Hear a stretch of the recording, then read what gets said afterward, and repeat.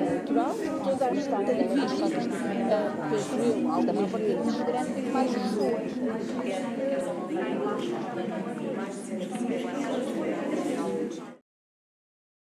Recomeçamos hoje os nossos debates mensais, que estiveram parados, como sabem, em julho e agosto, porque é um mês de férias. Os nossos debates já sabem que é em parceria com a Associação UMAR, e eu peço licença para dar os parabéns ao UMAR, que fez no sábado passado 39 anos de luta em relação à luta das mulheres e, portanto, e à problemática da igualdade de oportunidades e da igualdade de género. Portanto, é uma associação que trabalha no terreno, sempre trabalhou, e, portanto, 39 anos não é brincadeira. E, portanto, eu queria aqui especialmente dar os parabéns ao MAR pelo seu aniversário. Para o ano são 40, espero que haja uma grande festa pelos 40 anos da UMAR e nós cá estaremos para festejar convosco. Portanto, como sabem, hoje o tema é as mulheres e a política. Eu convidei a Catarina Marcelino, que é deputada e é candidata por Setúbal, e, portanto, também lhe agradeço imenso, ela veio de lá de propósito para estar connosco hoje. Portanto, eu agradeço-lhe imenso em nome da Junta de Freguesia e de todos nós que estamos aqui. Acabou de chegar o Sr. Presidente, que de certeza que também agradece a presença da Catarina Marcelino. E, portanto, se sabem que umas vezes há mais gente, outras menos gente, depende. Vamos começar, independente de quem está ou quem venha. Catarina? Obrigada, Teresa. Bem, antes de mais, boa tarde a todos e a todas. Eu quero agradecer o convite à Junta de Freguesia de Campo Lido e agradecer à Teresa que me contactou. Somos amigas há muitos anos e já há bastante tempo que a Teresa me falou desta possibilidade. Eu disse, pronto, vou estar em campanha, mas encontrarei de certeza tempo para ir a Campo Lido falar sobre a questão das mulheres e a política, que é uma questão que me diz muito e não me diz muito só por ser um tema que me interessa do ponto de vista até histórico, do ponto de vista do estudo, do ponto de vista da intervenção social, mas também da minha atividade política. Fui Presidente das Mulheres Socialistas no Distrito de Setúbal, fui a nível nacional e de facto, tenho uma reflexão que gosto sempre de partilhar sobre este tema, porque é um tema que parece simples, mas que é muito complexo. Eu gostava de começar por fazer aqui algum apontamento histórico, porque o que se passa hoje relativamente à participação dos homens e das mulheres na política, porque não se pode falar das mulheres sem falar dos homens. Aliás, quando se fala de igualdade, tem que se falar sempre dos dois lados da balança, porque se falarmos só de mulheres ou só de homens, estamos sempre a falar de desigualdade. E acho que é sempre importante perceber de onde vem a raiz daquilo que eu chamo um problema na sociedade que tem custos elevados. E o problema surge na Revolução Francesa. Na Revolução Francesa, as mulheres foram completamente excluídas da intervenção pública. Há uma revolução, as mulheres participam nessa revolução, mas quando o poder é tomado pelo povo, o povo, ou seja, os homens do povo, decidem que as mulheres têm um caráter e uma natureza que não lhes permite a intervenção pública, que não lhes permite a sua intervenção no espaço público e remetem-na para o espaço privado. E aí há uma senhora, e eu gosto sempre de falar dela, que se chamava, não é Emile, chamava-se de Gouges, não me lembro o primeiro nome dela, mas já me lembro, chamava-se de Gouges, Olímpia de Gouges, exatamente. Agora não sei porque é que estava a chamar a Emília a senhora. Olímpia de Gouges, que faz a Carta dos Direitos das Mulheres. Havia a Carta dos Direitos do Homem, que seria para todos, mas como excluía as mulheres pela sua natureza, ela faz a Carta do Direito das Mulheres, da mulher, suponho eu, e o que lhe aconteceu foi que acabou na guilhotina, com a cabeça cortada, e, portanto, bem exemplificativo do que a sociedade pensava então. E as mulheres, de facto, ficam arredadas da política e da vida pública, e do espaço público e da intervenção pública, política no seu sentido mais lato, nessa época. E, de facto, o modelo social desde então, sobretudo depois, a seguir à Revolução Industrial, século XIX, século XX, é um modelo de que as mulheres devem estar em casa, devem se dedicar ao setor, à esfera privada, ao cuidado da família. O que não corresponde à realidade, porque a maior parte das mulheres não eram burguesas, eram mulheres do povo.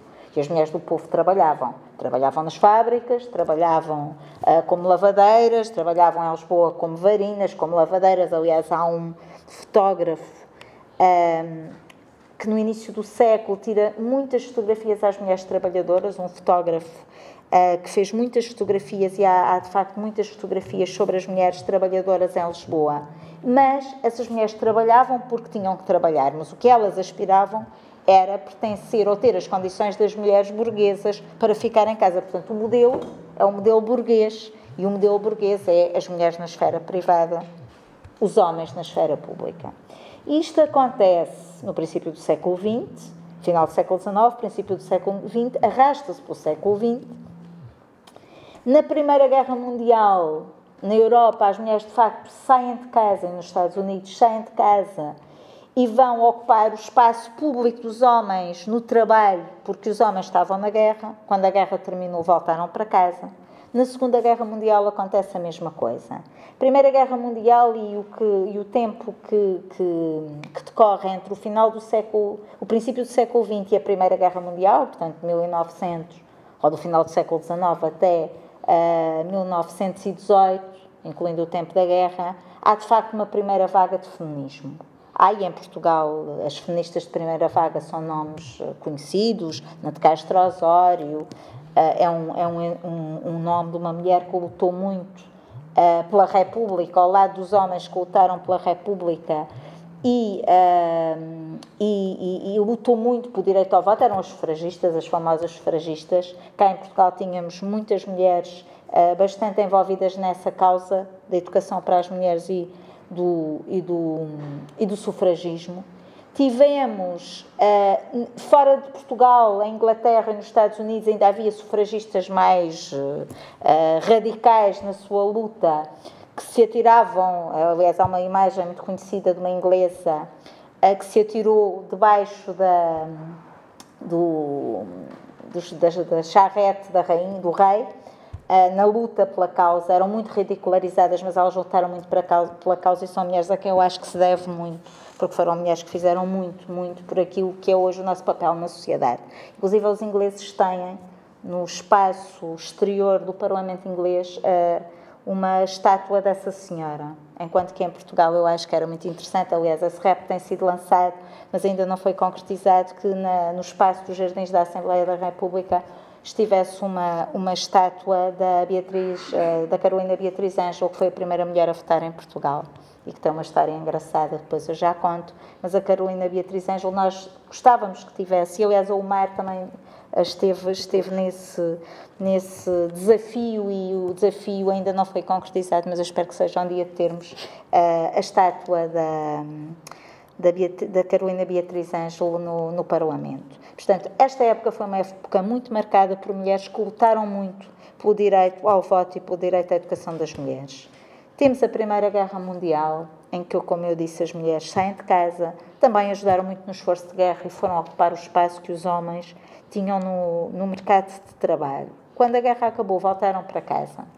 Na Segunda Guerra Mundial acontece a mesma coisa. E aí as mulheres já não querem voltar para casa. Já tinham tido a experiência uma vez, voltam a ter a experiência a segunda vez e não querem voltar para casa. E são muito pressionadas para voltar para casa. E é muito curioso porque essas mulheres voltaram maioritariamente para casa, mas tiveram a percepção de que as filhas delas tinham que ter acesso ao espaço público. E as filhas vão para as universidades, sobretudo nos Estados Unidos e em Inglaterra, nos países anglo-saxónicos, isto é muito visível. As mulheres começam a ir para as universidades na década de 60, são as filhas do baby boom da Segunda Guerra Mundial, e vão para as universidades, e de facto dá-se um fenómeno muito interessante, porque nas universidades era sobretudo estudado as ciências exatas, aquilo que tinha a ver com a vida privada e com as pessoas não era estudado nas universidades. O que é que se estudava? Estudava-se a matemática, ciências nobres, matemática, física, esse tipo de coisas. E mesmo quando se estudava na medicina, a psiquiatria era sempre de uma perspectiva muito marcada por Freud e, portanto, uma visão muito masculina da questão. E estas mulheres começam a estudar o setor privado e há um grande desenvolvimento de ciências como a sociologia, a psicologia, daquilo que nós chamamos as ciências sociais, crescem muito nesta fase. E crescem muito nesta fase numa dicotomia que eu acho extremamente interessante. Nós em Portugal não passámos por nada disto, tínhamos o Salazar, mas a dicotomia qual é? Há o saber académico e o estudo académico ligado ao ativismo associativo. E, portanto, as associações de mulheres começam-se a constituir de uma forma interventiva na sociedade, acompanhadas pelo estudo académico. E hoje ainda é assim. Nós cá temos pouco esta cultura, porque tínhamos o Salazar, tínhamos a ditadura, o esforço das mulheres portuguesas, isto tem que ser dito, porque isto é importante. O esforço das mulheres, se eu estiver assim muito chata ou cansativa, e se tiverem questões, coloquem. Mas o esforço das mulheres portuguesas a seguir às sufragistas, durante o Estado Novo, em vez de se concentrar nas questões das lutas das mulheres, concentrou-se, obviamente, no esforço coletivo pela luta pela democracia contra o Estado Novo. E, de facto, há um conjunto de mulheres de que não se fala do Estado Novo. As mulheres dos prisioneiros que estiveram, que estavam os presos políticos, as mulheres dos presos políticos, que lutavam diariamente pela libertação dos presos, porque eram maioritariamente homens, mas que lutavam pela libertação dos presos. Havia mulheres presas.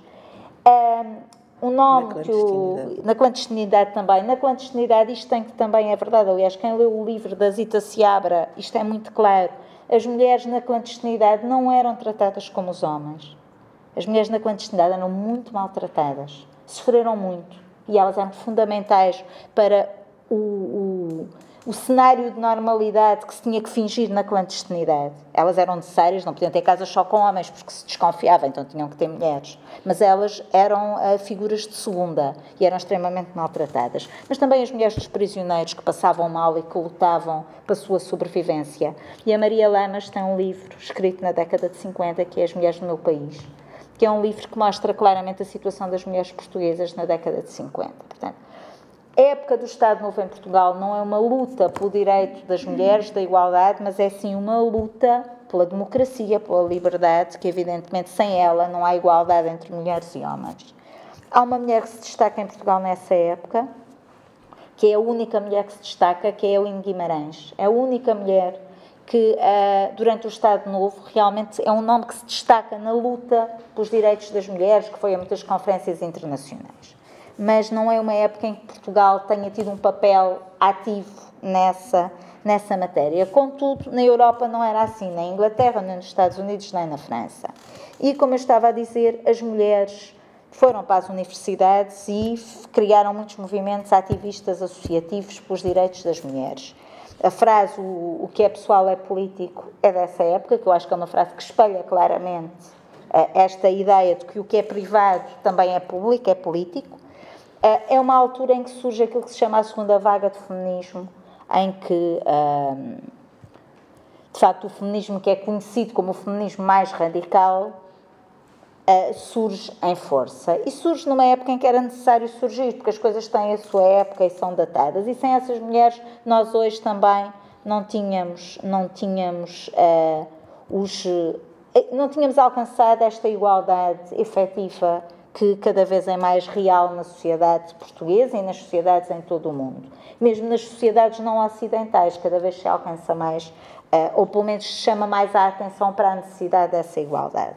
E, de facto, esta época é uma época muito importante, a época do feminismo de segunda vaga. Mas, voltando a Portugal, que eu acho que também é interessante olharmos para a nossa sociedade para chegarmos hoje e percebermos qual é a nossa realidade.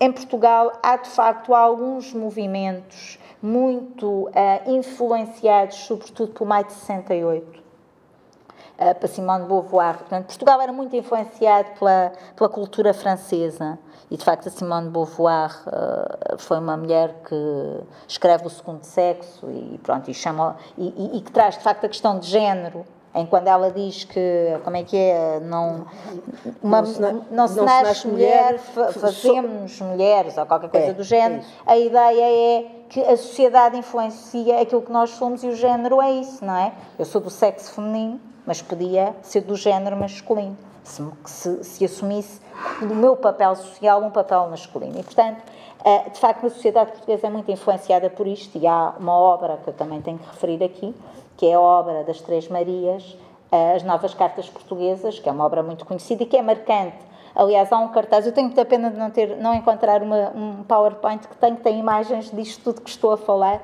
que é uma imagem de uma manifestação num país qualquer, penso que é em Inglaterra, em que há um cartaz que diz soltem as Três Marias, uma manifestação de mulheres em que há um cartaz que diz soltem as Três Marias, porque elas foram de facto presas por causa dessa obra e felizmente deu-se o 25 de Abril e não lhes aconteceu nada, mas podia ter de facto acontecido.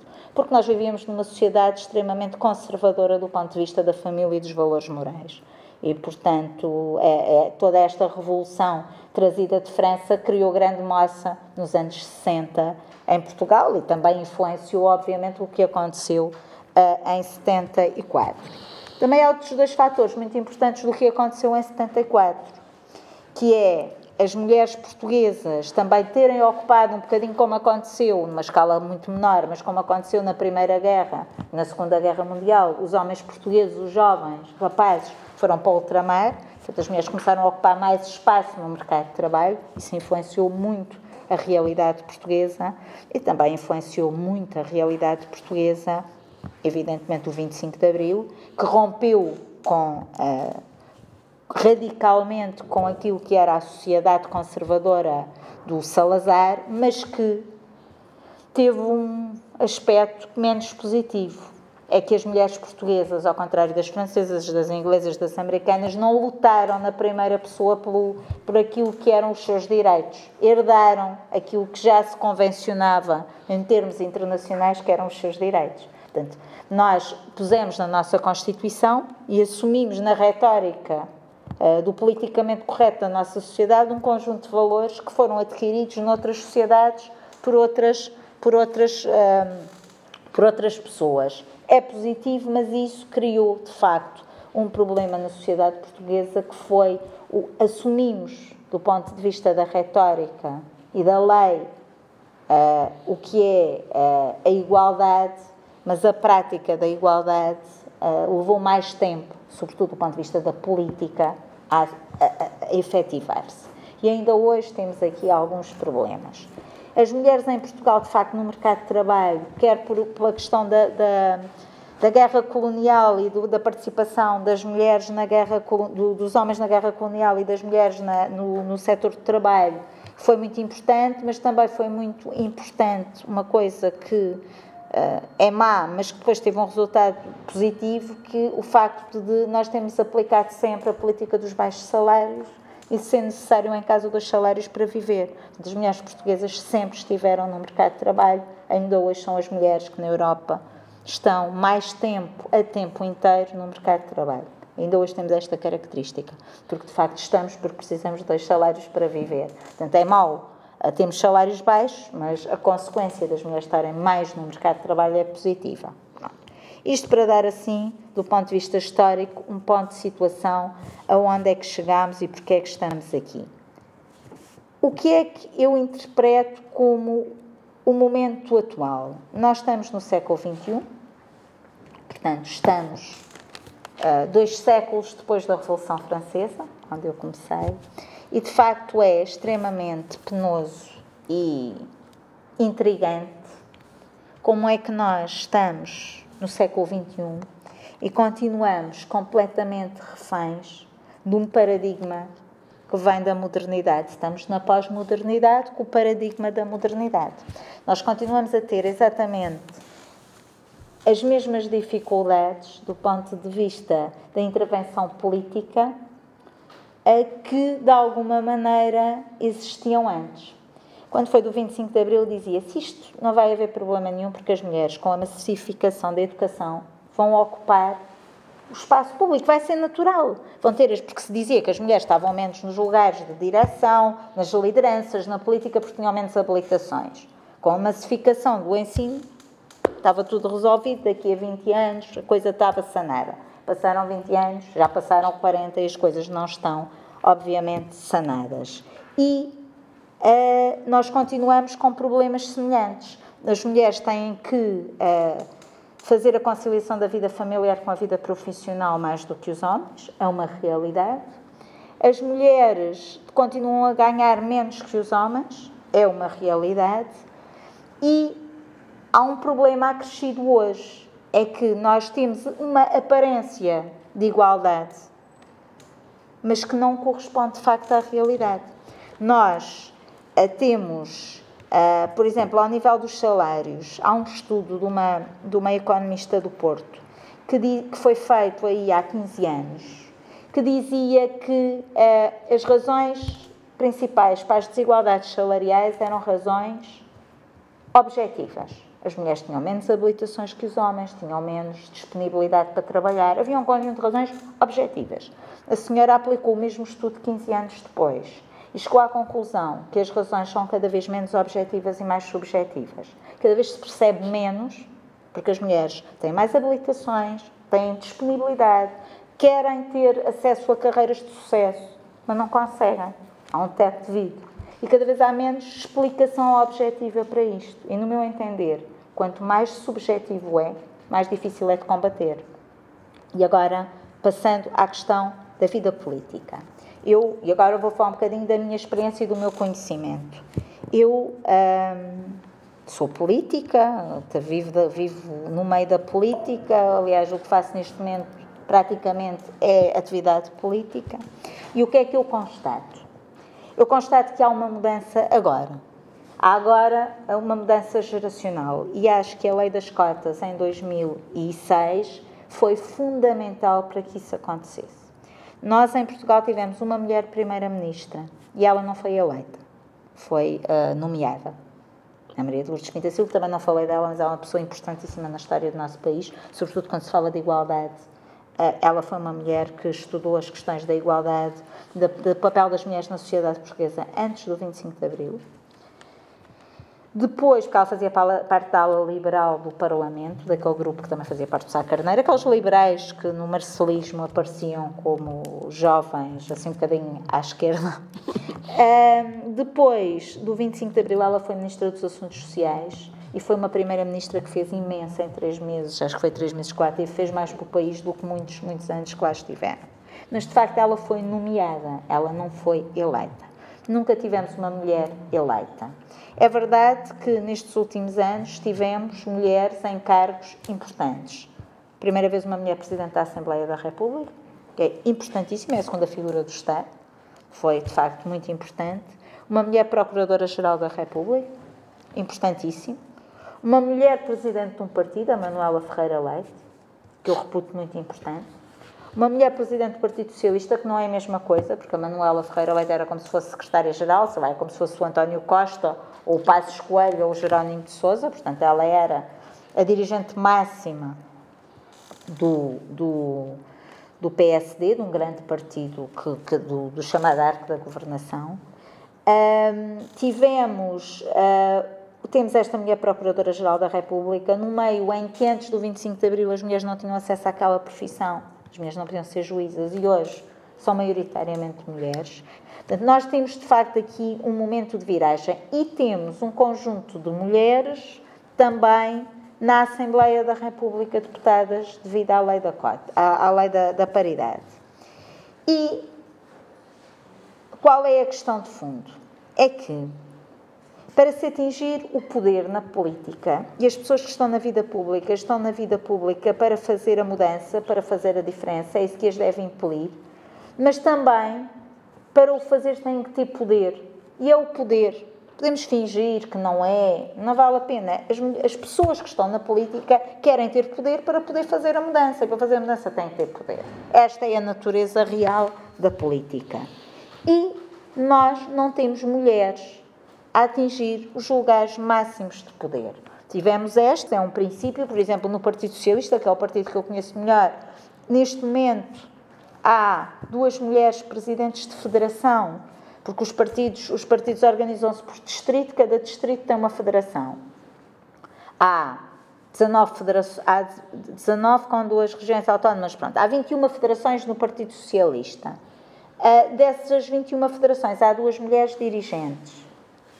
Em 19 anos não, em 40 anos, portanto, desde o 25 de Abril, para vocês terem uma ideia, eu acho que isto espalha bem a realidade, nós tivemos, nos anos 70, uma mulher presidente da Federação de Évora, tivemos, nos anos 90, uma mulher presidente da Federação de Lisboa, a Edith Estrela, tivemos, ali no início dos anos 2000, uma mulher presidente em Setúbal, e neste momento temos mais 2 mulheres presidentes e, entretanto, houve mais uma em Setúbal. Setúbal bate os pontos, eu tenho muito orgulho. Já vamos na 3ª mulher, mas é uma exceção, porque nestes 2 em 2 anos há eleições. Portanto, vocês multipliquem 21 por 2 estes anos todos. As pessoas que passaram por estes lugares. E as mulheres foram estas. Mulheres ministras. Eu não, já soube estes números todos de cor, agora já não sei. Quantas foram? Mas foram pouquíssimas, não é? Porque a cota aplica-se aos lugares que não são executivos. E o poder está nos lugares executivos. Agora, a cota é bom, é positivo. Porque as pessoas dizem, não sei o que, isso das cotas, isso é discriminatório. É de facto discriminatório, mas nos partidos políticos, todos os lugares, todas as listas são feitas por cotas.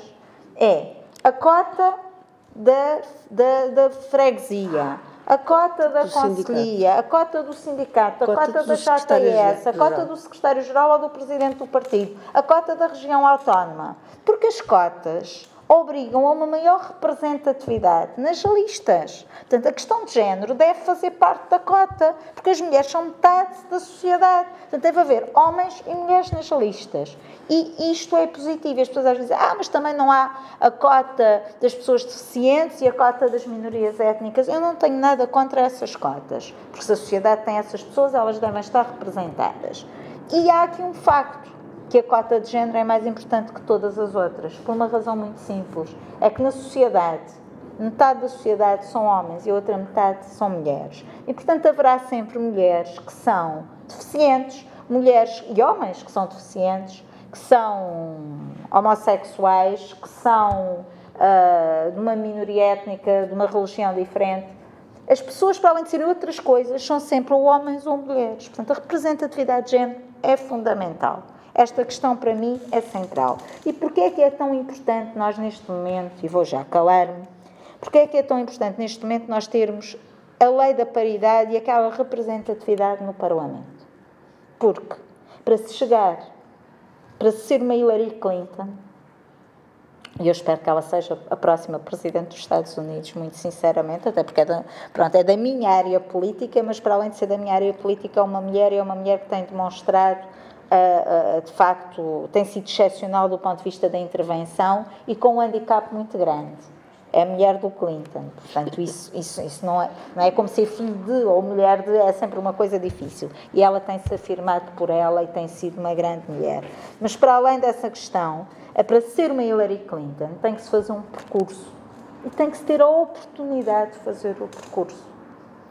E nem o Passos Coelho, nem o José Sócrates, nem o António Guterres, nem o Mário Soares, nem o Sá Carneiro, e podia ir por aí fora, tinham sido líderes dos seus partidos e líderes do país, primeiros-ministros, etc., se não tivessem feito um percurso desde muito cedo para chegar lá.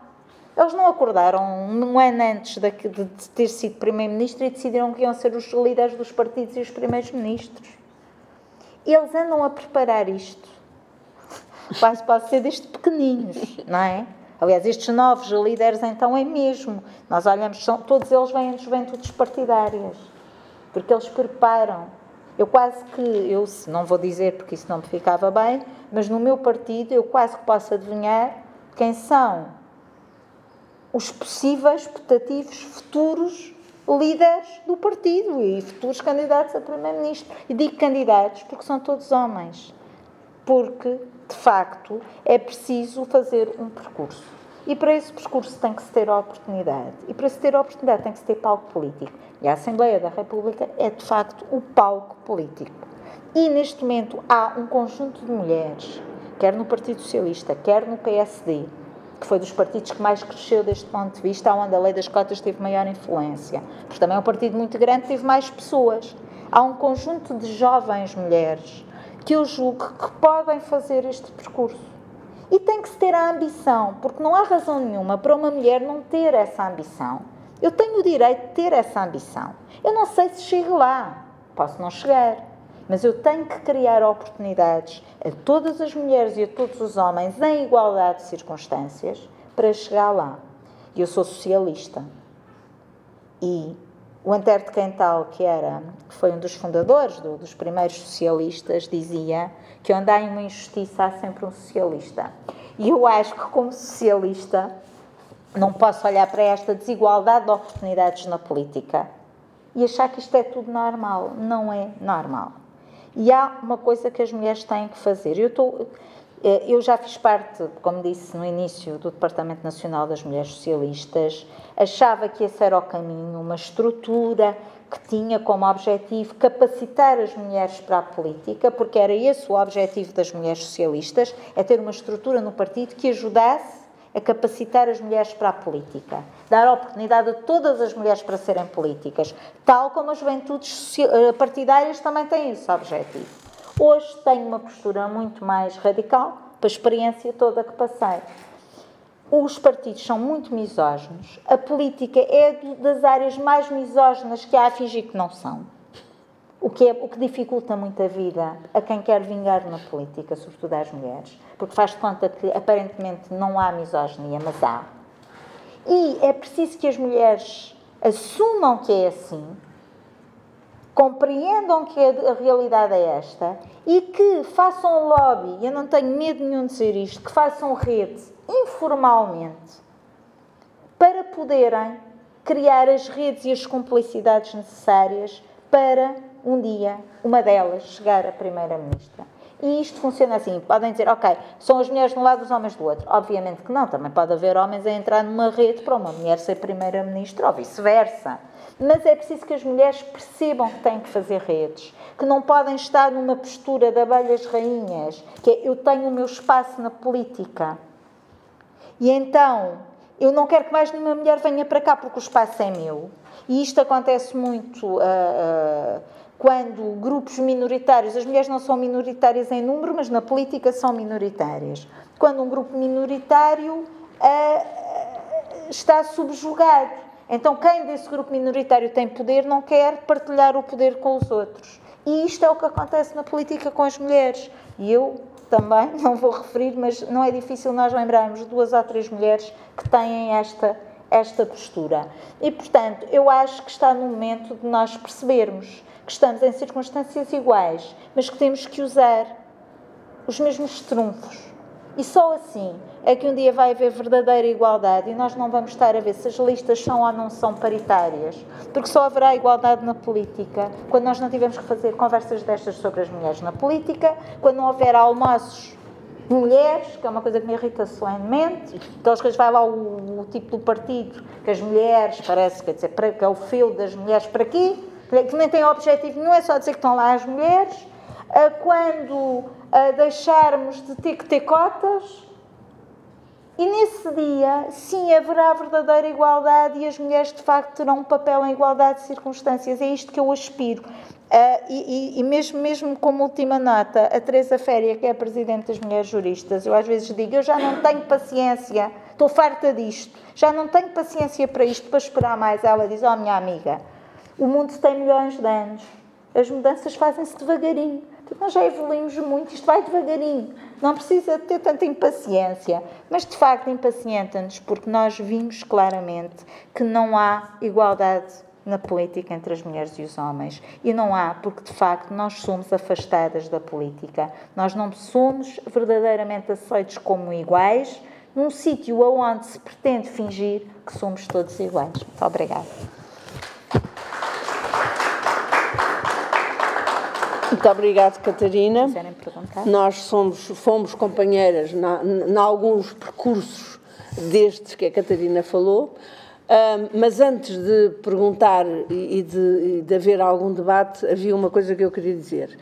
eu tenho uma grande honra que tivesse participado hoje no nosso debate aquela senhora que está ali, que é uma senhora que vive no Norte, que eu conheci na UMAR e que tem um percurso de vida extraordinário, que eu não vou dizer, a não ser que a senhora o queira fazer ela própria. Eu conhecia apenas no sábado, nos 39 anos da UMAR, e fiquei com uma admiração por ela, embora tivesse falado com ela muito pouco tempo, e fiquei muito contente, porque ela disse-me que talvez viesse, e quando a vi entrar, fiquei muito, muito contente. Muito obrigada, muito obrigada.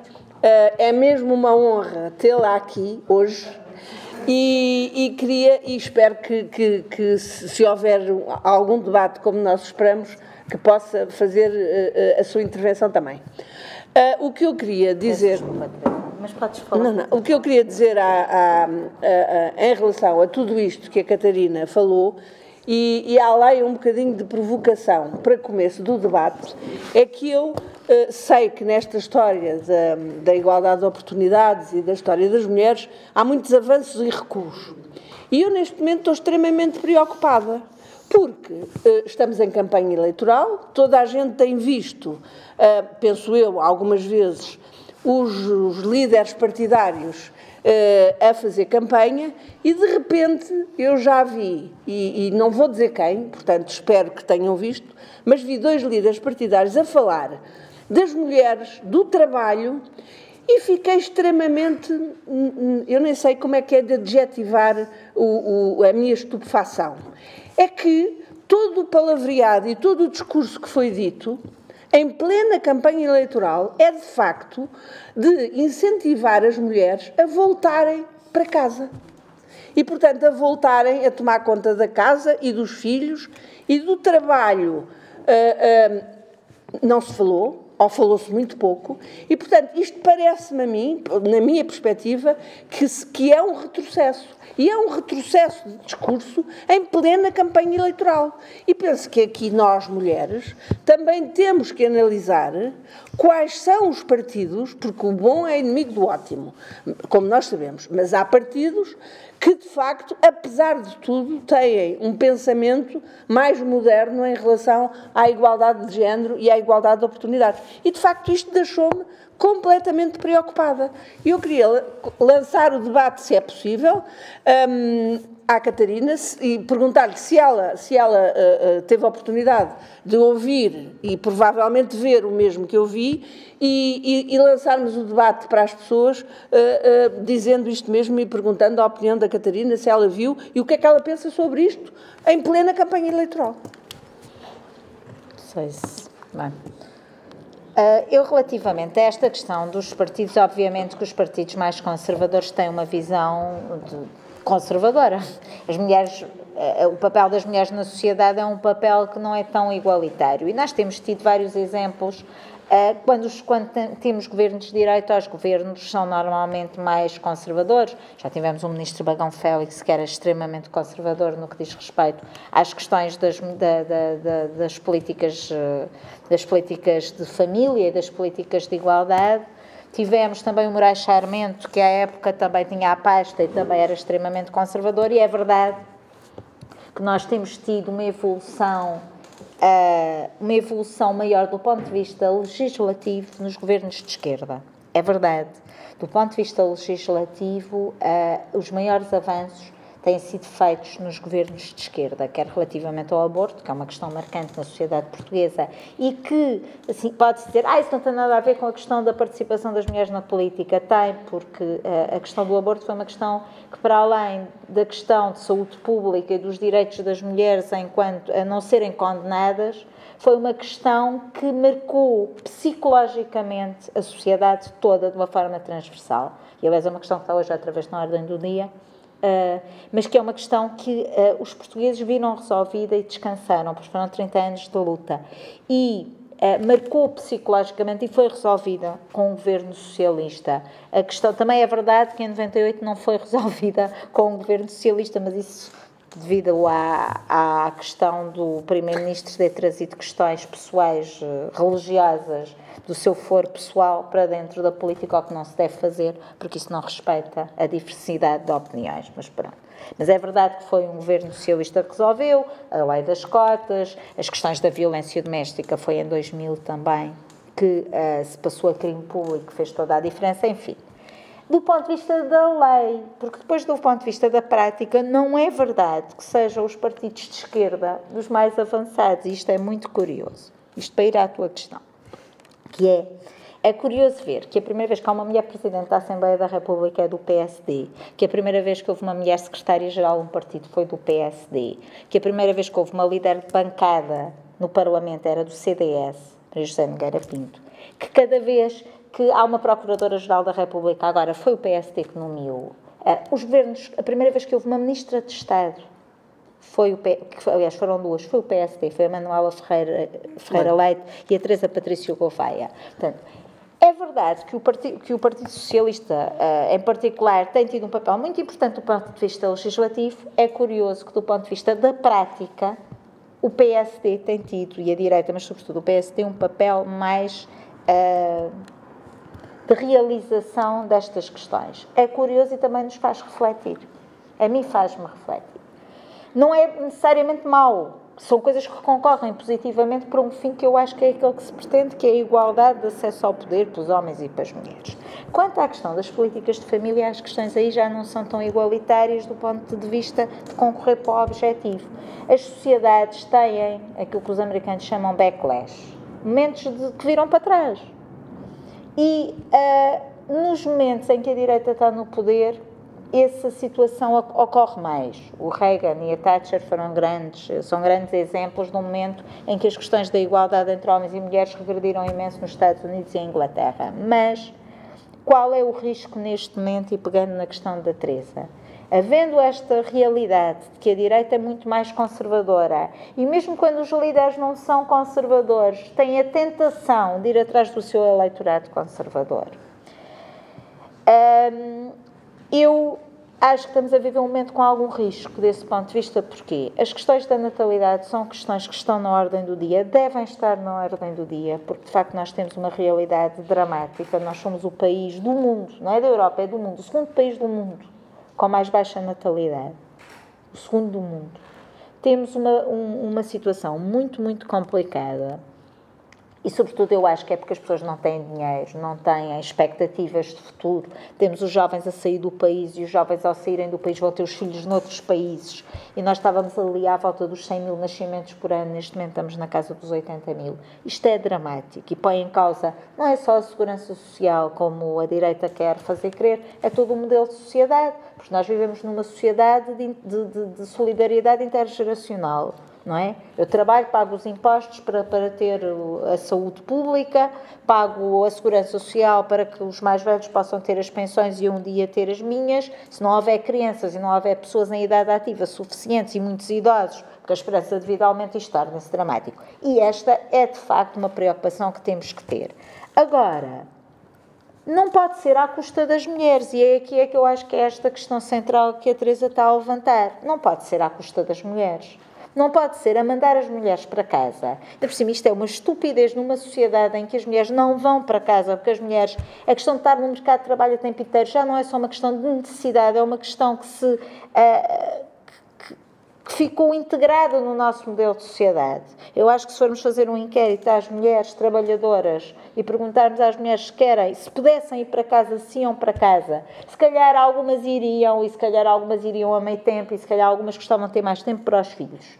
Mas eu duvido muito que as mulheres portuguesas queiram ir para casa totalmente deixar de trabalhar e deixar de ter a sua autonomia. Isso é uma coisa que está completamente bem entroncada no nosso modelo de sociedade. E, portanto, esta história, mandar as mulheres para casa tomar conta dos filhos, nem me parece adequada àquilo que é a sociedade atual. Nem me parece que seja aquilo que nós queremos. Porque nós, para termos uma sociedade produtiva, uma sociedade que cria riqueza, nós precisamos do esforço de todos e de todas. E se nós temos, sobretudo, mulheres mais qualificadas do que homens na sociedade, porque hoje é assim, há mais mulheres qualificadas. Nós precisamos é que essas mulheres qualificadas fiquem no mercado de trabalho, que tenham melhores rendimentos e que o Estado crie melhores condições para que elas possam conciliar a vida familiar com a vida profissional. porque acho que é isso a que todos aspiramos, elas e eles, pais e mães. Os homens também têm o direito de aspirar à família e ao bem-estar e de estar em casa com os filhos. Também é uma coisa que eu acho que os homens lutam pouco. Acho que os homens lutam pouco pelos seus direitos. Os homens também têm direitos. E acho que se resignam um bocadinho a esta questão das mulheres, de serem só as mulheres a ter direitos no âmbito da família. Portanto, eu acho esta conversa retrógrada, acho que esta conversa não ajuda ninguém, é uma conversa de passado, é uma conversa que não tem fundamento, não tem alicerces na sociedade portuguesa e que serve apenas para defender um modelo de sociedade para pescar o olho a um determinado eleitorado conservador, mas que é um absurdo em pleno século XXI, numa sociedade como a nossa. Eu lancei o debate exatamente para a Catarina começar e agora quem quiser colocar questões sobre tudo o que foi aqui dito, façam favor, apesar de sermos poucas e poucos, mas bons. E, portanto, quem quiser iniciar qualquer questão, façam favor. É só começar e pôr o dedo no ar e pôr questões. Foi uma manifestação objetiva, fez um estudo material da situação da mulher em Portugal. Pronto. Estou em quase tudo de acordo. Claro que há sempre outras coisas a acrescentar, não é? Como é, por exemplo, lembro-me assim, porque eu tenho dificuldade em tomar notas e ao mesmo tempo ouvir. Há sempre qualquer coisa, ou me esqueço das notas a tomar, ou deixo de ouvir o que estou a dizer.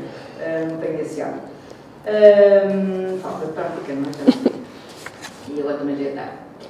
E então estava eu a dizer que, em relação às mulheres que de algum modo estiveram, foram presidentes, ainda é presidente da Assembleia da República, ou que foram ministros, isto tudo aquilo outro, logicamente que ao ser do chamado ato de formação, que eu acho que é uma coisa ridícula, não é?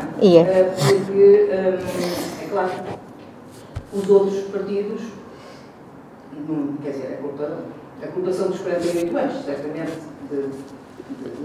de ditadura que tivemos, e, portanto, os outros partidos não têm a representatividade na Assembleia da República que têm estes três, particularmente dois, porque um também tem porque está encostado, porque senão coitadinho dele, e portanto, logicamente que as outras não têm hipóteses, podem ser líderes parlamentares, sim senhor, claro, PC ou Bloco ou qualquer outro dito de esquerda, mais ou menos de esquerda, não é? Podia perfeitamente ter um líder, portanto, de mulheres, não é?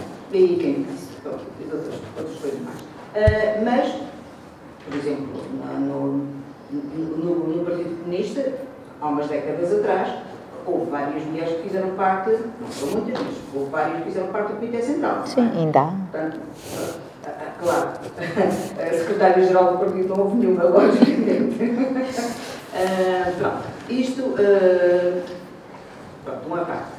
Outra coisa, foi tarde, mas foi bom, quando se conseguiu realmente a despenalização do aborto. Perfeitamente. Votei nas duas vezes, não podia deixar de ser, e fiquei muito decepcionada da primeira vez. Ficámos todas. Mas finalmente à segunda foi. Agora temos outro retrocesso, não é? Que é fazer as mulheres pagarem, portanto, a taxa moderadora. Ora, sabendo nós que muita gente vive com dificuldades, os 7 euros e não sei quantos que se tem de pagar, a juntar mais aos 5 que já se paga, porque o governo que temos tido, o último, não é? Os últimos anos só nos tem, é complicada a existência, não é? E nós agora pagamos mais por ir a um centro de saúde do que ir ao hospital. E no hospital nós, portanto, pagamos menos por um médico de especialidade do que por um clínico geral no centro de saúde. Não tem sentido nenhum, não é? Pronto. Portanto, portanto, a acrescentar a isso, que já não era pouco, é agora a imposição de as mulheres que, de algum modo, entendem que devem de abortar, terem que pagar a taxa moderadora, terem que serem obrigadas a uma série de consultas de psicologia e mais não sei quantos, e verem a ecografia e assinarem. Não, isso não vai uma ser. série de coisas que, enfim, que até, pronto, não é preciso dizer mais nada, acho eu. Depois, portanto, já disse que na quase totalidade estive de acordo com o que a Catarina disse, mas só já agora que tomei a palavra um pequeno à parte também, parte, esclarecimento, enfim. Portanto, como já aqui foi referido, eu próprio vivi na clandestinidade durante 17 anos. E, portanto, sei do que a Zita Seabra fala no livro. Li o livro, tenho-o em casa, li-o atentamente e, claro que, digamos, no geral, o que ela diz também é verdade. No geral. Sim, sim. Mas, pronto, eu não concordo, pronto, são opiniões e eu até, pronto, ela sabe aquilo que viveu, eu sei aquilo que eu vivi, claro. Não é? Mas daquilo que eu vivi durante 17 anos, eu não tenho a ideia de que as mulheres no partido fossem assim tão maltratadas. Muito maltratadas, acho um exagero. Que não foram tratadas em igualdade com os homens, isso está fora de dúvida. Aliás, não sei se a senhora ou menina leu o livro que eu li, que eu também tenho, que é da Margarida Tengarrinha, que é Quadros de Memória. Se ler aquele livro é bem mais objetivo do que a Zita. Ela também refere isso. Eu não li esse, mas vou ler. É muito interessante. É um livro pequenino, mas é muito interessante, é muito objetivo. É também, de certo modo, uma autobiografia, não é? Em que ela não fala só dela, da família dela, fala justamente do que ela conheceu também, particularmente no período da clandestinidade que também viveu. Da maneira como soube da morte do marido, tem momentos chocantes, não é? E, portanto, e ela também lá refere isso, justamente. Logicamente que quem sente, talvez não, sei lá, quer dizer, à partida, as mulheres, como a minha mãe, por exemplo, tinha sido uma antiga operária infantil, terão sido ainda mais discriminadas, porque o partido, eu, pronto, com a idade que já tenho, já entendi isto, que eu antes não... As pessoas vivem as coisas e muitas vezes nem têm a consciência do que estão a viver. E eu, como vivi desde criança, portanto, era normal, não é? Depois, mais tarde, é que me apercebi determinadas coisas. Então, aquilo que eu hoje penso é isto. A vida, mesmo na clandestinidade, mesmo entre os altos quadros, que eu convivi com muitos deles, do Partido Comunista, era um reflexo da sociedade. E, portanto, as mulheres eram discriminadas lá dentro como eram cá fora. Sim, claro. Sociedade. Mesmo as mulheres burguesas também eram, maioritariamente, discriminadas. Claro que sim. Mesmo aquelas que tinham a possibilidade de frequentar universidades e tudo mais, ainda hoje continua a ser, naquela altura muito mais. E, portanto, naturalmente, que as mulheres o eram. O que também deveria acontecer é que as mulheres de classes mais modestas não tinham tanta noção disso, porque já era assim no tempo das mães e das avós, etc. As mulheres, como era o caso da Zita Seabra, da Tânia de Ventura e de outras mais, portanto, como intelectuais que eram, portanto, tinham mais a noção, portanto, das injustiças praticadas, digamos, não é?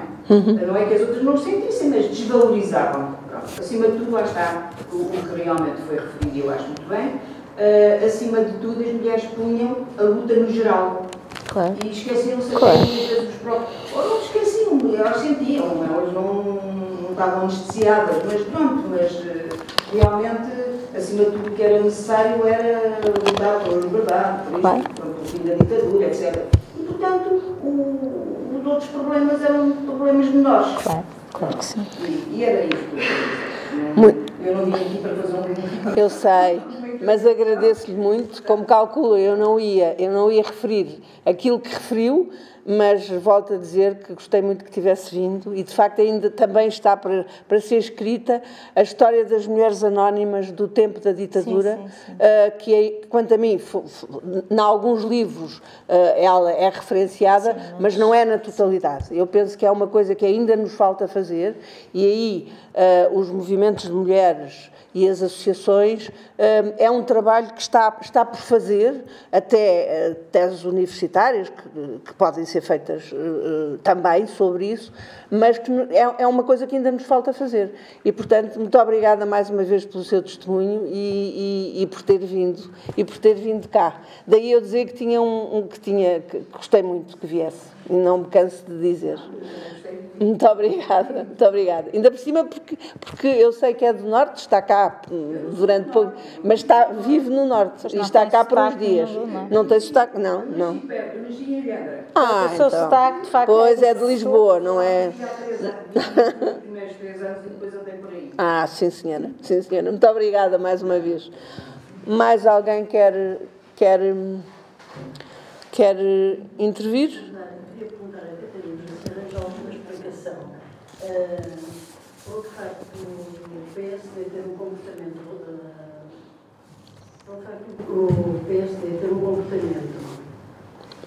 Tá bom. Ter um comportamento diferente do PS quando se trata do recrutamento de mulheres para isto ou para aquele cargo. O que pensa disso? Mais alguma coisa? Mais alguém? Que a Catarina responderia de seguida? Então, mas por que dizer?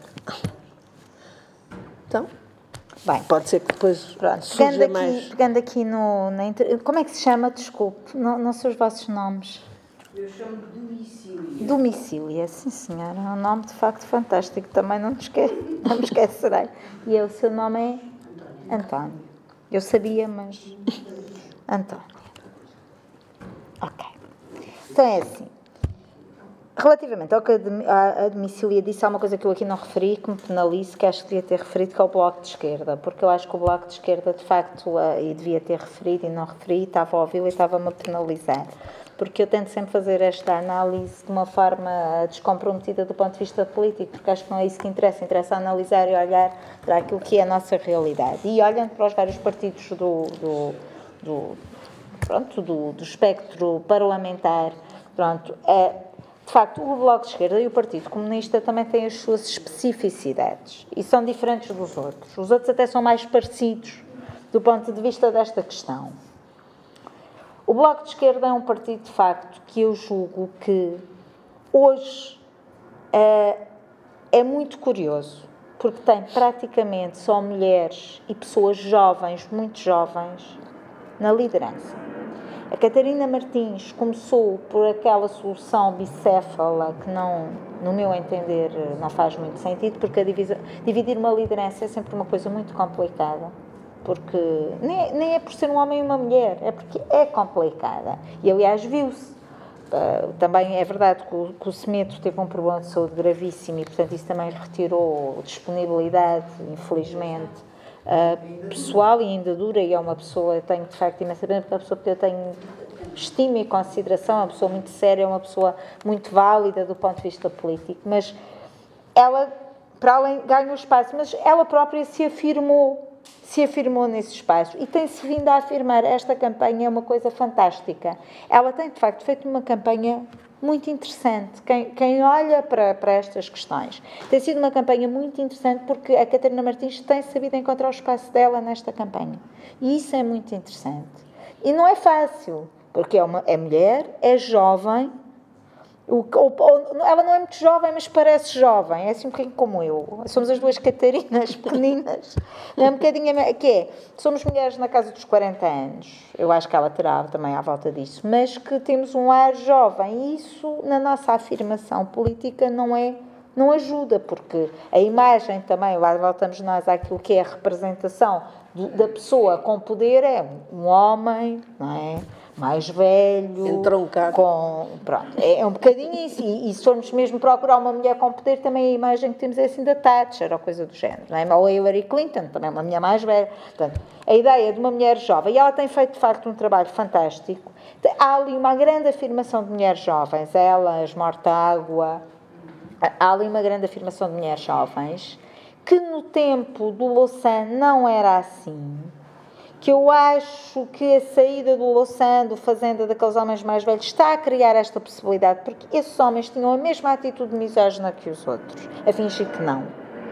É a minha leitura. Que os do meu partido, ou quando eu digo os outros, estou a falar também dos do meu partido. Agora, eu acho que há de facto aqui um espaço, mas nós também temos de perceber onde é que aquele espaço, ao que é que nos vai levar. E eu acho que o resultado eleitoral destas eleições e o resultado que o Bloco de Esquerda vai conseguir é uma leitura interessante para percebermos como é que a aceitação também desta nova formulação do Bloco de Esquerda de gente muito jovem. Também há homens jovens, não é? O Pedro Filipe Soares também é um homem jovem. Mas como é que vai ser esta aceitação? Mas a leitura que faço neste momento é extremamente positiva e acho que quer a Mariana Mortágua, quer a Catarina Martins têm tido de facto um espaço muito interessante e acho que é muito positivo. Quanto ao Partido Comunista, já agora, eu acho que o Partido Comunista é um partido, é de esquerda, mas é conservador. É um partido extremamente conservador, que tem muita dificuldade de sair daquele quadro. Tem um quadro conceptual, ideológico muito formatado, e mesmo as pessoas jovens, e tem muita gente jovem também no Parlamento, tem muita gente jovem, apesar de eu achar que o partido, a estrutura do partido, não valoriza tanto o Parlamento como os outros partidos. É um instrumento de intervenção política, mas que o Comitê Central, por exemplo, é mais importante na concepção do próprio partido, mas acho que tem muita gente jovem, mulheres jovens, inclusive, mas com uma mentalidade muito pouco jovem. Têm pouca flexibilidade de aceitar mudanças e alterações. Portanto, isto é a minha leitura. Mas, por exemplo, nos Verdes temos a Luísa Apolónia, que é uma mulher e que, no fundo, faz ali um papel que tem protagonismo, não é? Ela não tem o verdadeiro poder, mas tem o protagonismo. É interessante. Bem, mas pronto, não me cabe a mim agora estar aqui a fazer análises partidárias, não foi para isso. Quanto ao aborto, também quero dizer o seguinte: há, de facto, um retrocesso neste momento, um retrocesso muito grave. A questão das taxas moderadoras, na minha opinião, é o menor dos males. A questão a questão das consultas e de obrigar as mulheres a terem que ser atendidas por uma assistente social, inclusive a dar a possibilidade às instituições particulares de solidariedade social de fazerem estas consultas, é gravíssimo. A questão dos médicos objetores de consciência, eles são objetores de consciência para fazerem intervenção, mas depois podem estar nas consultas a fazer aconselhamento. Isto é inaceitável, inaceitável. O Partido Socialista tem o compromisso de chegar lá, e se for poder, de alterar a lei, porque isto é completamente inaceitável. Aliás, estávamos há bocado a conversar sobre a possibilidade disto ser, da inconstitucionalidade. A plataforma das ONGs pediu ao Provedor de Justiça que peça como é que se diz?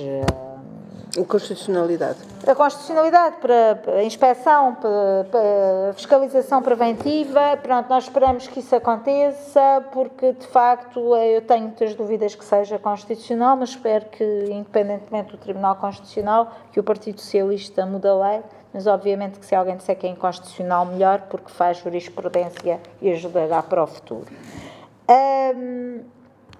Quanto à questão que me colocou diretamente... Quanto à Zita Seabra, é óbvio que nós estamos a ler e percebemos ali também a parte emocional dela em todo aquele processo, conhecendo o histórico dela, não é? Só me referi ao facto, porque ela descreve, mas acho que ela, esse momento até não é muito emocional na descrição. Para a frente aquilo torna-se mais complicado para ela.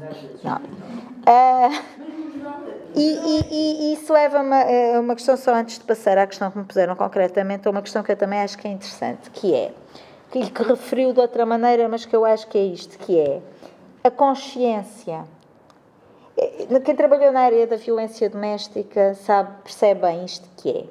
Nós termos uma mulher, nós podemos ter uma vítima de violência doméstica à frente que não tem consciência de que é vítima, porque para ela foi sempre assim, o pai bateu na mãe, o irmão bateu na mulher e, portanto, é horrível, faz-la sofrer, mas é assim. Portanto, e o feminismo que eu falei há pouco da segunda vaga dos anos 70 também teve aqui um papel fundamental, que foi a consciência, as mulheres consciencializarem-se do que não tinham que passar e dos direitos que tinham. E isto também, ainda hoje, em algumas comunidades nossas, que as pessoas vivem em Lisboa e vivem em Setúbal, elas têm a ideia de que isto está tudo ultrapassado, não há problema nenhum. Mas o país não é Lisboa e Setúbal, não é? Se nós formos para o interior, sobretudo no norte, no centro e no norte, até mais do que no Alentejo e no sul, nós deparamos ainda com coisas muito complicadas. E mesmo aqui em Lisboa,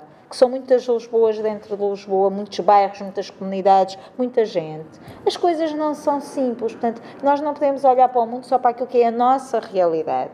Nós temos que é o nosso mundo. Nós temos que ter a capacidade de perceber que há mundos para além do nosso mundo. E quem está na política tem essa obrigação. Quanto à questão que me colocou a Antónia, do comportamento, do porque é que o PSD põe as mulheres nos lugares e deixa as mulheres ir para os lugares e o PS faz as leis. Isto tem a ver também com a história dos partidos. O PSD foi um partido que, desde o seu início, teve mulheres muito interventivas. Por exemplo, a Helena Roseta. É um exemplo. A Helena Roseta, no PSD, foi uma mulher que, nos anos, a seguir ao 25 de Abril, uma mulher corajosa, que ela tinha coragem, ela não, era difícil ser direita naquela altura, era uma coisa muito complicada. Direita, ela não era direita, aliás, por isso se viu o percurso. Social-democrata, mas pronto, naquela altura já era considerado. E era uma mulher de coragem. Eles tiveram sempre, mesmo a Ferreira Leite, a gente só ouve falar dela mais tarde, mas ela é uma mulher que... A Leonor Beleza, aliás, a Leonor Beleza é uma mulher que, se não lhe tivesse acontecido o que aconteceu com a história do sangue, aquela mulher podia ter chegado a líder do PSD. Uma mulher que, de facto, tem... E uma grande feminista. Uma mulher que defende a questão... Temos que dizer isto, as questões da igualdade. Não é nestas coisas. Uma coisa é uma coisa, outra coisa é outra coisa. Uma mulher muito maltratada dentro do PSD. Mas eu acho que tem a ver com isto, sobretudo, com a história e com o facto de eles terem mulheres que se afirmaram dentro do próprio partido de uma maneira que nós nunca tivemos. Nós, socialistas. Nós tivemos, de facto, a Maria Barroso, que é uma mulher que eu acho que também deve ser lembrada porque tem uma coisa que eu acho fantástica. Uma mulher que era casada com Mário Soares, conseguir se afirmar por ela própria, na época em que ela viveu, é uma coisa fabulosa. Aquela mulher foi... É a história dela, não é? No teatro e tudo o que lhe aconteceu. Ela nunca se chamou Maria Soares, chamava-se Maria Barroso. Conservou o nome da família dela, que pode não ter importância nenhuma, mas faz toda a diferença. Numa época passada. Foi uma mulher que teve intervenção política própria, não é? As questões dos poemas, aquelas questões todas. Foi uma mulher que sofreu horrores porque foi impedida de trabalhar, quer como atriz, quer como professora. Porque quando o Mário Soares esteve no exílio, foi ela que aguentou aqui o colégio, sem poder dar aulas no colégio. E com situações difíceis. E foi uma mulher que foi à Alemanha, à reunião de fundação do Partido Socialista, já deixem-me contar porque acho isto curiosíssimo, a única mulher, e que os que iam de Portugal, que eles diziam que eram os que iam do interior, porque era assim que se referiam, não é? Os do interior foram ao exterior reunir com os do exterior, os que estavam exilados, e o mandato que tinham de Portugal era para votar contra a criação do Partido Socialista. E o Soares propõe a criação do Partido Socialista, e bem, foi visionário, mas os do interior, que não tinham o distanciamento necessário, como tinham os exilados da realidade política, levam o mandato para votar contra. E ela vota contra a proposta do marido.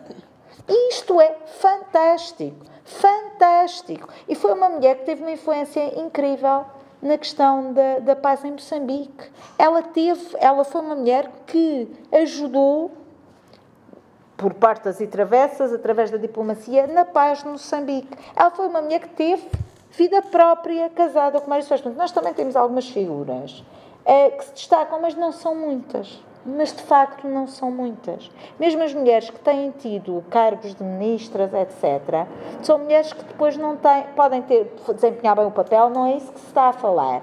Mas, por uma razão ou outra, depois não têm afirmação política. A Maria de Lourdes Rodrigues. A Maria de Lourdes Rodrigues é um excelente exemplo. Há uma mulher como aquilo. A mulher tem uma determinação. Podemos concordar com ela ou discordar, não é isso que está em questão, mas com uma determinação e uma energia e uma força grande. Iam saber. Pronto, mas o perfil dela é uma mulher de grande determinação, de carisma. Mas é uma mulher que, pura e simplesmente, não está na política. Enquanto que as mulheres do PSD são, sobretudo, mulheres que sempre estiveram no partido, são mulheres de partido. E nós procuramos sempre mulheres fora do partido, que não são mulheres de partido. Nós não temos mulheres com percurso político dentro do partido de afirmação. E acho que é essa a grande dificuldade. E vou-vos contar, se eu tiver a ser chata, digo, mas vou-vos contar mais uma história que eu acho que demonstra bem que isto não vai mudar tão depressa. Em 2009 não, se calhar já está a ficar muito tarde. Não. Mas eu vou ser rápida, mas vou contar esta história que não posso deixar de contar. Em 2000 não, eu ainda não estava nascido. Em 2008, o Partido Socialista criou um movimento a que chamou Geração Ideias. Alguns se lembrarão, outros não.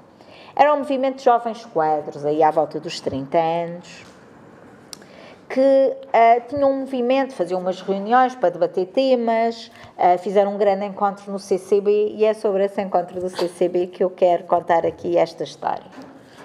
E que vai um bocadinho ao encontro da sua pergunta.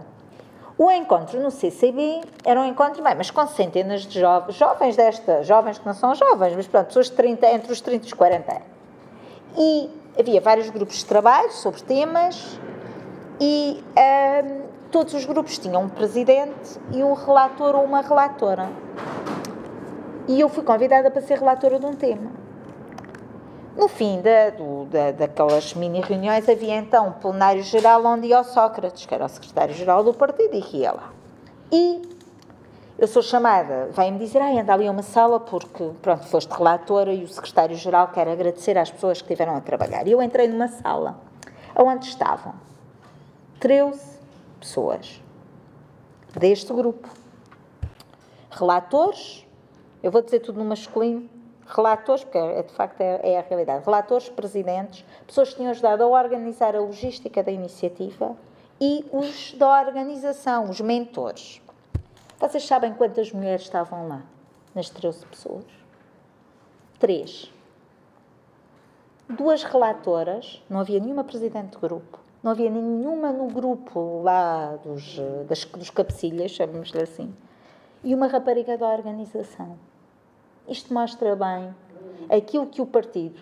Olhamos para a JS. Eu estou a falar do PS, que é o que eu conheço bem, eu suponho que nos outros partidos é a mesma coisa. Olhamos para a JS, Juventude Socialista, que até já teve líderes mulheres, e a primeira foi na década de 80 a Margarida Marques, que é uma coisa, é um facto, não é? Numa altura em que não havia mulheres dirigentes praticamente nada, o PS teve uma mulher... E foi precursor. A Margarida por acaso. Marques, que tinha filhos pequenos e tudo, e numa circunstâncias que até era mesmo pouco comum. Teve a Jamila Madeira, mais tarde, que inclusive teve uma disputa de liderança muito feia com a Ana Catarina Mendes, foi uma coisa muito violenta, que ganhou por um voto. Foi uma coisa violentíssima. Portanto, houve mulheres na JS. Nós olhamos para a JS, não há raparigas. Não há raparigas. Nas federações, a líder da federação, acho que agora há sempre uma, mas é uma em 22.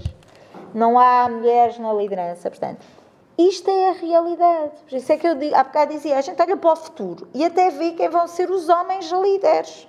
Porque eles já estão todos em formação. Porque eles também fazem uma coisa, e eu volto aqui a uma questão inicial, apoiam-se mutuamente. Fazem rede. É uma coisa que nas empresas se chama o mini-mi, que é, eu quando tenho que escolher alguém para apoiar, ou alguém, eu escolho aquele que é parecido comigo. E a tendência é quem tem o poder escolher aquele que é mais parecido consigo. E normalmente os homens têm a tendência a procurar alguém semelhante, e o semelhante é outro homem. E, portanto, os mentores, eles apoiam outros homens, criam a tal rede. E as mulheres têm que começar a fazer o mesmo. Não têm feito até aqui. Não têm feito. Fala um bocadinho mais alto. Não foi uma questão, é só uma observação relativamente a essa questão da presença das mulheres, sobretudo nos partidos que têm representação no Parlamento. E fez-me pensar, assim como a Catarina referiu, que, por exemplo, no caso de um partido como o PCP, que apresenta até muitas mulheres jovens no Parlamento, e jovens muito válidas, mas não obstante isso, o pensamento daquele partido continua a ser um tanto ou quanto antiquado e conservador, não é? Como sabemos que é. Da mesma maneira, o facto de existirem mulheres parlamentares em partidos como o PSD e o CDS não significa que exista um pensamento político que defenda os direitos das mulheres. Porque elas estão lá, de facto, no PSD e no CDS, mas continuam a produzir políticas e pensamentos profundamente machistas. E, portanto, enquanto não fizermos essa ruptura, e aí lá está a questão, coloca-se independentemente do nosso género e sexo, sermos homens ou mulheres, enquanto não fizermos a ruptura com as políticas machistas, o facto de sermos mulheres ou homens pode não alterar em quase nada depois na prática política e, naquele caso concreto, no exercício de poder ou de participação política no Parlamento. Portanto, era só esta observação. Eu, em relação a isso, deixe-me dizer que estou plenamente de acordo. Eu acho que uma pessoa ser homem ou mulher não faz com que o seu pensamento não reproduza o machismo ou o sexismo de maneira nenhuma, e há muitas mulheres, e na direita há claramente muitas mulheres a reproduzi-lo, assim como à esquerda também há. Agora, eu acho que há aqui duas questões. Uma e de uma forma muito pragmática, eu cada vez estou mais assim, e cada vez é que estou mesmo mais assim, que é, uma coisa é o que é que as pessoas pensam e defendem. Ok, eu não apoio uma mulher só porque é mulher, eu não vou correr agora a apoiar a Maria Belém, que é o que está agora aí na... Mas é bom haver a Maria Belém candidata, percebe? Esta é a diferença. Eu acho excelente haver a Maria Belém candidata. Agora, isso não significa que eu, do ponto de vista das ideias, daquilo que eu acho que é melhor, apoio a Maria de Belém. Eu acho ótima a Manuela Ferreira Leite ter sido líder do PSD. Eu nunca apoiaria a Manuela Ferreira Leite. Agora já não sei. Agora já não sei. Eu já estou a vê-la na televisão, já lhe chamo camarada Manuela. Mas pronto. Passando aqui um bocadinho atrás da história, eu não apoiava a Manuela Ferreira Leite de maneira nenhuma, não é? Mas é bom ela ter chegado lá. Portanto, há aqui duas questões. Uma é aquilo que as pessoas defendem, aquilo que são as ideias. E aí não é uma questão de sermos homens ou mulheres, é uma questão... Concretamente às ideias que dizem respeito aos direitos. Claro, claro, mas... Eu assisti às sessões plenárias do Parlamento sobre a questão do aborto e tive claro. das ONGs que teve as audições lá no Parlamento. Sim. E as parlamentares de direita, mulheres... Sim, com certeza. Não, mas é isso. Mas o que eu quero... Têm direito à sua ideologia, com certeza que sim. Mas no caso concreto dos direitos das mulheres... Mas claro que sim. Mas eu, muito pragmaticamente, é isso que eu queria dizer, eu, obviamente, bater-me-ei sempre contra essas ideias, venham de homens ou de mulheres. O facto de serem mulheres não quer dizer que defendam aquilo que eu acho que é a defesa dos direitos das mulheres, e isso é um bom exemplo. Mas isso é uma questão, é a questão do debate ideológico, do debate das ideias, que é triste ver mulheres, não é? Que sentem, porque a questão do aborto é uma questão muito física, nós sentimos, não é? Dizer que uma mulher, anda ali a fazer abortos, quer dizer, quando nós imaginamos o horror, quem nunca fez o horror do que é fazer, ou quem fez o que passou porque fez, pronto. E nós fisicamente sentimos isso, não é? Agora, outra coisa é, pragmaticamente, nós concentrarmos no facto das mulheres poderem assumir o poder, defendendo essas ideias, porque haverá sempre quem as defenda. Aliás, é utópico pensar que haverá mulheres, as mulheres todas defenderão, não é? Portanto, é haver mulheres nos lugares de decisão. E eu isso acho que é fundamental para que a sociedade se torne igualitária na liberdade das ideias e da parte ideológica. Nós temos o direito de chegar lá. As americanas têm uma coisa que é Emily List. A Amalise List é uma rede de mulheres que apoiam mulheres para lugares políticos de topo, que são mulheres a favor do aborto. Porque aqui nos Estados Unidos esta questão é uma questão muito marcante do ponto de vista ideológico, nem é social, é ideológico. E, portanto, é as pro-choice. E a Hillary Clinton é apoiada por esta Amalise List. As mulheres, muitas mulheres que chegam a, governadoras, aqueles cargos todos ao Senado, são apoiadas pela Amalise List. Elas fazem lobby, elas recolhem dinheiro para as campanhas, porque os Estados Unidos têm aquela forma de estar, não é? Elas vão fazer as recolhas de dinheiro para as campanhas. Elas envolvem-se em rede para apoiar outras mulheres para chegar ao poder. E é isto que faz falta. Depois umas defendem umas coisas, outras defendem outras, isso haverá sempre. Agora, é importante que as mulheres tenham acesso ao poder da mesma maneira que os homens. E é disso que nós estamos a falar. E não vale a pena. Nós temos que ser agressivas. Não estou a dizer violentas, agressivas, na forma como nos organizamos para chegar lá, porque é muito frustrante. Eu vejo no Parlamento colegas minhas com todas as capacidades e com todas as possibilidades para chegar lá, que são melhores do que muitos deles que já lá estão e não chegam lá, porque são mulheres, e isso é inaceitável para pessoas que defendem a igualdade.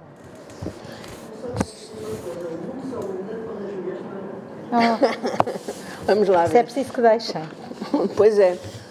Bem, eu penso que se mais ninguém pediu a palavra é porque não há mais questões a colocar. Muito obrigada por terem vindo. Fica sempre muita coisa por dizer. É pena não vir mais gente, mas é pouco e pouco que nós vamos chegando lá. É que vamos chegando à habituação das quartas-feiras da Junta de Freguesia. Eu pus nas cadeiras o próximo debate, que também é um debate, enfim, que é preciso debatermos determinados temas e nós temos que o fazer. E, portanto, muito obrigada e quero agradecer mais uma vez à Catarina. Eu já sabia que o debate ia ser como foi, porque conheço muito bem a Catarina. Ficou muita coisa que podíamos ter dito, fica para uma próxima oportunidade, talvez para o ano que vem, façamos, e vamos fazer com certeza, mais debates, mais temas. Muito obrigada, muito boa noite a todas e a todos.